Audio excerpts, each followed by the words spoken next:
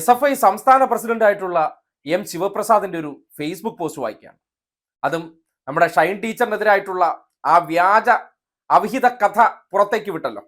അതുമായി ബന്ധപ്പെട്ട് കോൺഗ്രസ്സുകാരാൽ സൃഷ്ടിക്കപ്പെട്ട സ്ക്രിപ്റ്റ് ഒരു ഇടതുവിരുദ്ധനായിട്ടുള്ള യൂട്യൂബ് വായാടിയായിട്ടുള്ള കോൺഗ്രസ്സുകാർ മുൻ ഇടതുപക്ഷക്കാരൻ എന്ന ലേബലിൽ ഉപയോഗിക്കുന്ന 70 വയസ്സ് തികഞ്ഞ KM ഷാജഹാൻ എന്ന വ്യക്തിയിലൂടെയാണല്ലോ പുറത്തേക്ക് അവതരിപ്പിക്കപ്പെട്ടത്.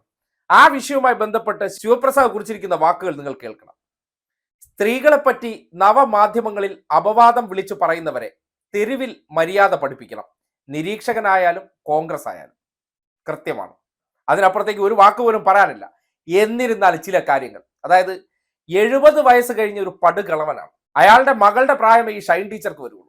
അങ്ങനെ നടക്കുന്ന ഒരു മുതുക്ക് കിളവൻ, ആ മുതുക്ക് കിളവന്മാരെ സംബന്ധിക്കുന്നിടത്തോളം ഈ കഴുതയുടെ അവസ്ഥയാണ്. കാമം കരഞ്ഞു തീർക്കണം. നമ്മുടെ നാട്ടിൽ നോക്കിയാൽ മതി, ഒരു 70 വയസ്സൊക്കെ കഴിഞ്ഞാൽ ചിലർക്ക് വല്ലാത്ത ഞരമ്പ് രോഗം ഉള്ളിൽ നിന്ന് ഇങ്ങോട്ട് വരും.